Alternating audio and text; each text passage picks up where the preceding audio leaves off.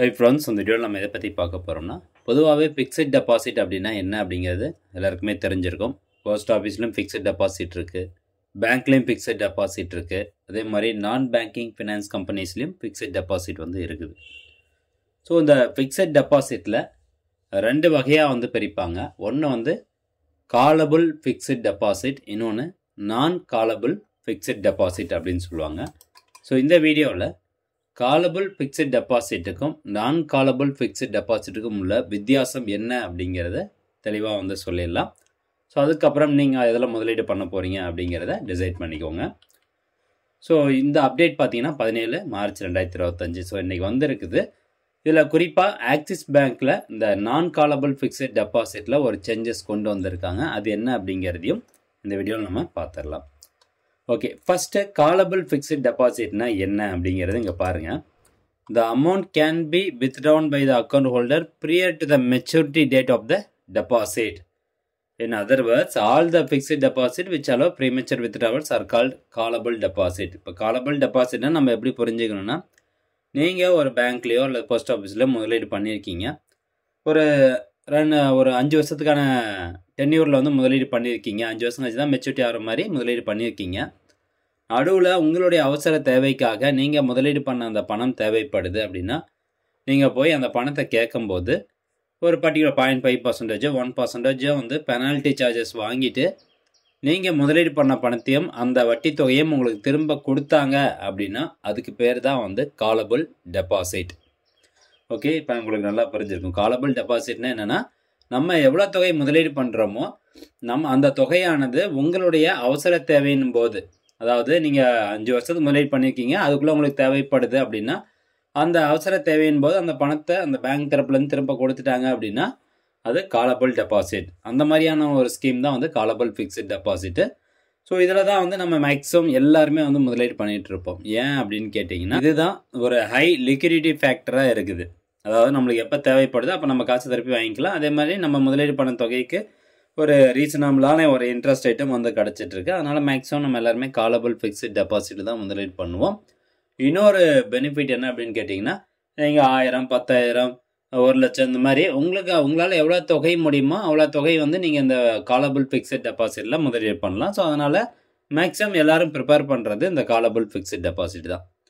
சரிங்க, அப்படின்னா இதில் என்ன டிஸ்அட்வான்டேஜ் அப்படின்னு கேட்டிங்கன்னா, இதில் டிஸ்அட்வான்டேஜஸ் பொறுத்த வரைக்கும் நீங்கள் ப்ரீமெச்சூர் வித்ட்ராவல் பண்ணுறீங்க அப்படிங்கும்போது ஒரு பர்டிகுலர் பர்சன்டேஜ் நம்ம சொன்ன மாதிரி ஒரு 0.5 1% பேங்க் தரப்பில் அவங்க கொடுக்கக்கூடிய அந்த வட்டி தொகையில் பிடிச்சிட்டு தான் கொடுக்குறாங்க.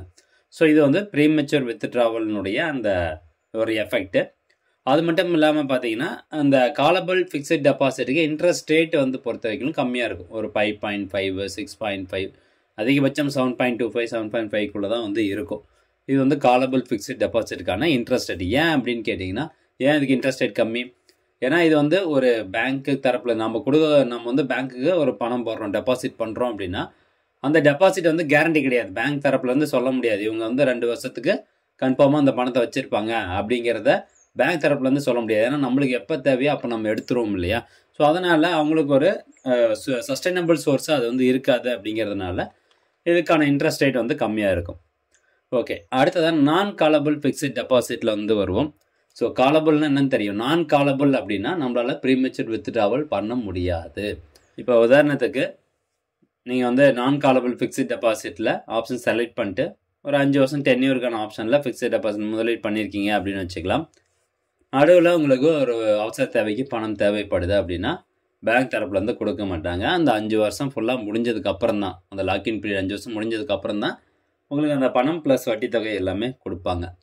ஸோ இதான் நான் காலபிள் ஃபிக்ஸட் டெபாசிட். அண்ட் 2 ஆப்ஷனில் மட்டும்தான் பேங்க் தரப்பில் இந்த நான் காலபிள் ஃபிக்ஸட் டெபாசிட்டில் நீங்கள் முதலீடு பண்ண தொகையை கொடுக்க முடியும். ஒன்று, அந்த முதலீடு பண்ண நபர் இறந்துட்டாலோ, 2வது அந்த பேங்க் ஏதாவது பஞ்சாயத்தில் மாட்டிக்கிச்சு அப்படின்னாலோ கோர்ட் ஆர்டர் மூலமாக அந்த பணத்தை உங்களுக்கு திருப்பி கொடுப்பாங்க, முதலீடு பண்ண பணத்தை திருப்பி கொடுப்பாங்க. ஸோ இந்த 2 விஷயத்தை தவிர வேறு எந்த ஒரு காரணத்துக்காகவும் இந்த நான் காலபிள் ஃபிக்ஸட் டெபாசிட்டில் போட்ட பணத்தை நீங்கள் ப்ரீமெச்சூர் வித்ட்ராவல் பண்ண முடியாது. அது ஒரு டிஸ்அட்வான்டேஜ் இந்த நான் காலபிள் ஃபிக்ஸட் டெபாசிட்டில் இருக்குது. அண்ட் 2வது மேஜர் டிஸ்அட்வான்டேஜ் என்ன அப்படின்னு கேட்டிங்கன்னா, எல்லா பேங்க்லேயும் சரி, நான் பேங்கிங் ஃபினான்ஸ் செக்ஷன்லேயும் சரி, இந்த நான் காலபிள் ஃபிக்ஸட் டெபாசிட்டில் முதலீடு பண்ணக்கூடிய அந்த தொகையானது அதிகமாக இருக்கும். இப்போ நார்மல் ஃபிக்ஸட் டெபாசிட் காலபிள் டெபாசிட்டில் நீங்கள் போடுறீங்க அப்படின்னா உங்களுக்கு பார்த்தீங்கன்னா மினிமம் 1000 ரூபாயிலிருந்து அதிகபட்சம் ஒரு 2 கோடி அல்லது 3 கோடி வரைக்கும் நீங்கள் காலபிள் ஃபிக்ஸட் டெபாசிட்டில் பணம் போட்டுக்கலாம். அதே வந்து நான் காலபிள் ஃபிக்ஸட் டெபாசிட் போகிறீங்க அப்படின்னா குறைஞ்சதே வந்து 3 கோடியிலேருந்து அதிகபட்சம் 10 கோடி அந்த மாதிரி வச்சுருப்பாங்க. ஸோ அதனால் நீங்கள் அந்த முதலீடு பண்ணுற தொகையானது இதுக்கு அதிகமாக இருக்குது. ரெண்டாவது இன்ட்ரெஸ்ட் ரேட் வந்து இதுக்கு அதிகம். 8.5% அந்த மாதிரி 8.3% வந்து இன்ட்ரெஸ்ட் ரேட் கொடுக்குறாங்க. இப்போ இதில் தான் இந்த ஆக்சிஸ் பேங்க்கில் ஒரு அப்டேட் வந்திருக்குது. அது என்ன அப்படின்னு பார்க்கலாம்.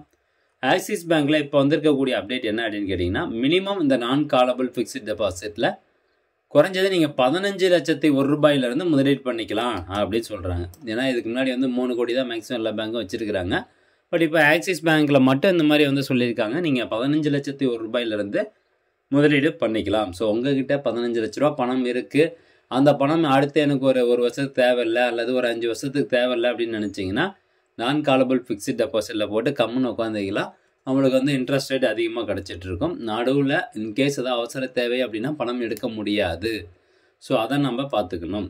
அப்போது நம்ம ஆக்சுவலாக ஒரு மிடில் கிளாஸ் பீப்புளுக்கு பெஸ்ட்டான ஒரு இன்வெஸ்ட்மெண்ட் ஆப்ஷன் எது அப்படின்னு கேட்டிங்கன்னா காலபிள் ஃபிக்ஸட் டெபாசிட் தான். வேறு வழியே கிடையாது. சேஃபாகவும் இருக்கும், ஒரு ரீசனபிளான ஒரு இன்ட்ரெஸ்ட் ரேட்டும் வந்து கொடுப்பாங்க. ஸோ ஜஸ்ட்டு நீங்கள் வந்து இந்த காலபிள் நான் காலபிள் ஃபிக்ஸட் டெபாசிட்டுக்கான வித்தியாசம் என்ன அப்படிங்கிறத தெரிஞ்சுக்கணும் அப்படிங்கிறதுக்காக தான் இந்த வீடியோ வந்து மேக் பண்ணியிருக்கோம். ஸோ கண்டிப்பாக அந்த தகவல் உங்களுக்கு பயனுள்ளதாக இருக்கும் அப்படின்னு நினைக்கிறேன். மீண்டும் அடுத்த ஒரு நல்ல பதிவில் சந்திக்கலாம். நன்றி, வணக்கம்.